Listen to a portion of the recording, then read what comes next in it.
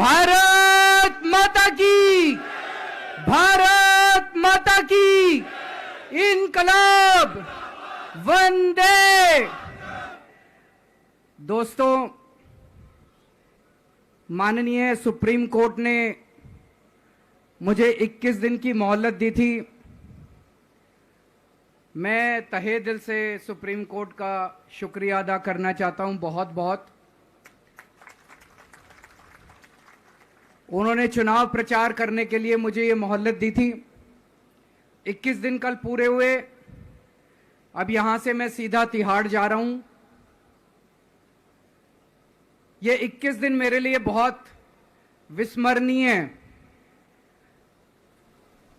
मैंने एक भी मिनट खराब नहीं किया। रात दिन 24 घंटे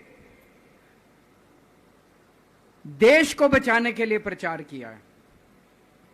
केवल आम आदमी पार्टी के लिए प्रचार नहीं किया, सारी पार्टियों के लिए प्रचार किया। बंबई भी गया, भिवंडी भी गया, हरियाणा भी गया, उत्तर प्रदेश भी गया, पंजाब भी गया, जमशेदपुर भी गया। जहां मौका मिला, जहां जिसने बुलाया, उसी के लिए प्रचार करने के लिए गया, देश बचाने के लिए। मेरे सामने देश था। आम आदमी पार्टी इंपॉर्टेंट नहीं है, आम आदमी पार्टी सेकेंडरी है, पहली हमारे लिए देश है। तो मैं दिल्ली के लोगों को कहना चाहता हूं, आज आपका बेटा दोबारा जेल जा रहा है, इसलिए नहीं कि मैंने कोई भ्रष्टाचार किया है, इसलिए कि मैंने तानाशाही के खिलाफ आवाज उठाने की जरूरत की है।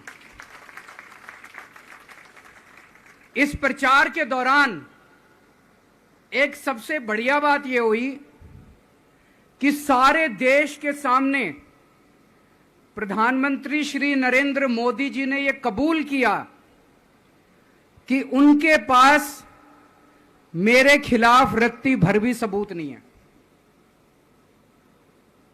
हम कहते थे ना, जब भी हमसे पूछा जाता था कि भाई ये कह रहे हैं 100 करोड़ रिश्वत ली, 100 करोड़ रिश्वत ली, वो 100 करोड़ कहां गया? 500 से ज्यादा जगह तुमने रेड मार ली, कहीं चवन्नी मिली हो, अठन्नी मिली हो, 1 रुपया मिला हो, कहीं हमने खर्च किया हो, कहीं कैश पड़ा हो, कहीं लॉकर में मिला हो, कहीं स्विस बैंक में मिला, कहीं चवन्नी नहीं मिली, तो पैसा कहां गया? तो एक टीवी चैनल के इंटरव्यू में उस टीवी वाले ने मोदी जी से पूछा कि प्रधानमंत्री जी, ये केजरीवाल चारों तरफ कहता घूम रहा है कि आपके पास उसके खिलाफ कोई सबूत नहीं है, आपके पास उसके खिलाफ कोई रिकवरी नहीं है, फिर आपने उसको गिरफ्तार कैसे कर रखा है? पता है प्रधानमंत्री जी ने क्या कहा? प्रधानमंत्री जी कहते हैं, मैं मानता हूं कि केजरीवाल के खिलाफ कोई सबूत नहीं है,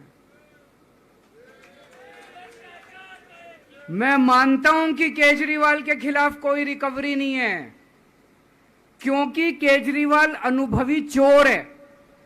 चलो मान लिया मैं अनुभवी चोर हूं, तुम्हारे पास सबूत तो नहीं है, तुम्हारे पास रिकवरी तो नहीं है, तो यूं ही डाल दिया मेरे को जेल में, बिना सबूत के डाल दिया मेरे को जेल में, बिना रिकवरी के डाल दिया जेल में। देश के इतिहास में 75 साल में सबसे ज्यादा बहुमत से आई हुई सरकार है। एक बार 70 में से 67 सीट, दूसरी बार 70 में से 62 सीट, 55% से ज्यादा वोट शेयर। इतने भारी बहुमत वाली सरकार के मुख्यमंत्री को आपने बिना सबूत के जेल में डाल दिया। यही तो तानाशाही है कि जिसका मन करेगा मैं उसी को जेल में डाल दूंगा, जिसका मन करेगा उसी को जेल में डाल दूंगा। और पूरे देश को मैसेज दे दिया कि अगर मैंने केजरीवाल को फर्जी केस में जेल में डाल दिया तो तुम्हारी तो औकात ही क्या है, किसी को भी पकड़ के जेल में डाल दूंगा। इसी तानाशाही के खिलाफ लड़ रहा हूं मैं, और इस किस्म की तानाशाही अपने देश को बर्दाश्त नहीं है। भगत सिंह ने कहा था ना कि जब सत्ता तानाशाही हो जाए तो जेल जिम्मेदारी बन जाती है, सबकी जिम्मेदारी है जेल में जाना, इसके खिलाफ आवाज उठाना। भगत सिंह के चेले हैं। भगत सिंह देश को बचाने के लिए, देश को आजाद कराने के लिए जेल गए थे। भगत सिंह देश को आजाद कराने के लिए फांसी पे चढ़े थे, हम देश को बचाने के लिए जेल जा रहे हैं। इस बार जब जा रहा हूं, मुझे नहीं पता अब मैं कब वापस आऊंगा, मुझे नहीं पता ये क्या करेंगे मेरे साथ जेल में, लेकिन मुझे कोई परवाह नहीं है, जो मर्जी करें। अगर भगत सिंह फांसी पे चढ़ गए, मैं भी फांसी पे चढ़ने के लिए तैयार हूं। मेरे शरीर का एक एक कतरा इस देश के लिए है, मेरे शरीर के खून की एक एक बूंद इस देश के लिए है, मेरे जीवन का एक एक पल देश के लिए है।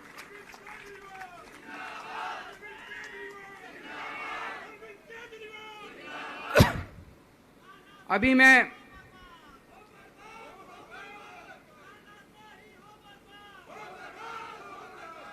अभी राजघाट गया था सभी साथियों के साथ।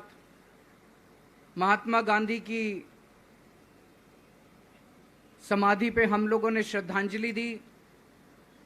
गांधी जी ने इस हमारे देश से तानाशाही का अंत किया था, वो हमारे लिए प्रेरणा स्रोत हैं।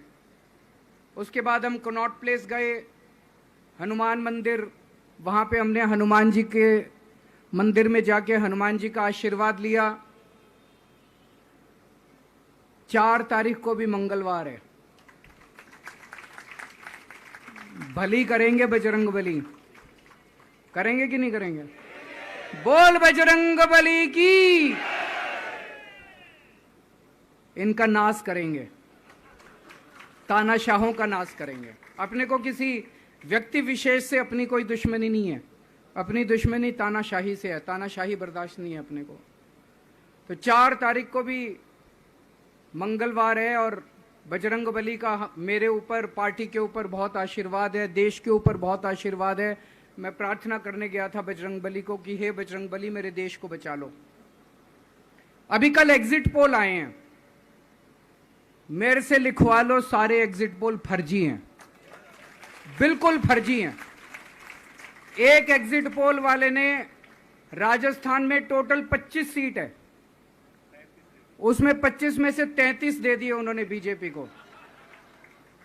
ऊपर से आया होगा भाई बीजेपी को ज्यादा देने हैं, तो उसने कहा मोदी जी क्या याद रखोगे आप भी, आपको 25 में से 33 दे दिए।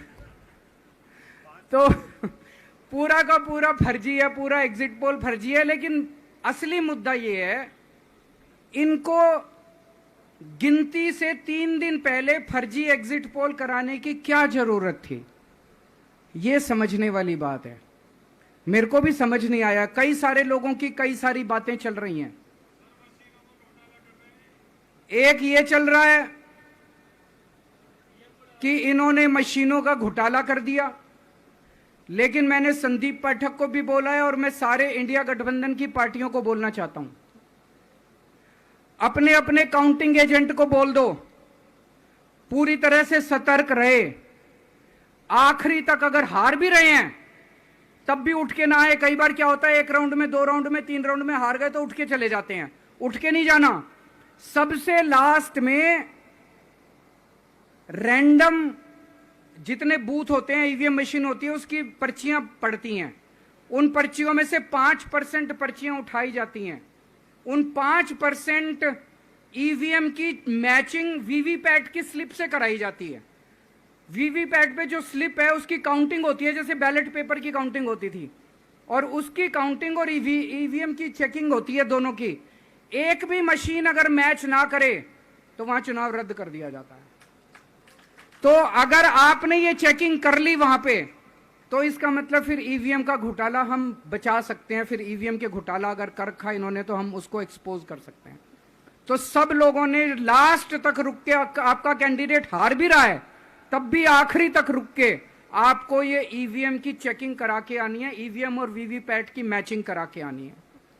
एक थ्योरी ये चल रही है कि इन्होंने इतना ज्यादा सीटें इसलिए दिखाई क्योंकि इनके लोगों ने शेयर मार्केट में इन्वेस्ट कर रखा है, और कल जब शेयर मार्केट खुले तो बम्पर होगा, तो ये अपने शेयर बेच बाच के खुद तो निकल लेंगे। बाकी एक थ्योरी ये चल रही है कि अफसरशाही पे दबाव डालने के लिए अगले 3 दिन में अफसरों से उल्टे सीधे काम कराने के लिए एक माहौल बना दिया गया। भाई आ तो हम ही रहे हैं, तो हमारी बात मानो, उल्टे सीधे काम करो, काउंटिंग में गड़बड़ कराएंगे, सब कुछ करेंगे, लेकिन फिर से मैं कह रहा हूं, अपने को, अपने काउंटिंग एजेंट, एआरओ, सब आरओ, सब लोगों को अपने को ट्रेन करके भेजना है और अपने को चौकन्ना रहना है। बाद में हम कहते रहे इन्होंने ये कर दिया, उसका कोई फायदा नहीं होगा, अभी अपने को चौकन्ना रहना है। एक थ्योरी ये चल रही है कि अगर इन्होंने कल ही कम सीट दिखा दी होती एग्जिट पोल वालों ने, तो हो सकता है कि इन दोनों के खिलाफ आरएसएस में और बीजेपी में कल ही बगावत शुरू हो जाती, 4 तारीख तक इंतजार ही नहीं होता, हो सकता है। तो कई सारी थ्योरी चल रही हैं, लेकिन अपने को सतर्क रहना है, चौकन्ना रहना है। मेरा अपना मानना है कि 4 तारीख को इनकी सरकार नहीं बन रही है। ये एग्जिट पोल से घबराने की जरूरत ही नहीं है, माइंड गेम है इनका, माइंड गेम खेल रहे हैं। आपको डिस्करेज करने के लिए, डिप्रेशन में डालने के लिए बिल्कुल नहीं जाना। आप उससे जाओ कि आप जीत रहे हो, आप अपने उस कॉन्फिडेंस से जाओ कि आप जीत रहे हो, और आखिरी तक आपको बैठे रहना है, किसी भी हालत में बैठे रहना है आपको। हमें हर एक को लड़ना पड़ेगा। ये चुनाव किसी पार्टी का या किसी नेता विशेष का नहीं है, ये चुनाव इस देश को बचाने के लिए है, इस देश में जनतंत्र को बचाने के लिए है। जिसके लिए भगत सिंह, गांधी जी, सब लोग लड़े थे, वही माहौल आज है। जिस तरह से हमने अंग्रेजों को हटाया था, आज इस सत्ता को अपने को हटाना है। तो मैं सभी, आप सब लोगों का, सभी साथियों का बहुत बहुत शुक्रिया अदा करना चाहता हूं। बहुत साथ मिला आप लोगों का इन 21 दिनों में। अब जब भी मैं लौट के आऊंगा फिर मिलेंगे आप लोगों से, तब तक के लिए अलविदा।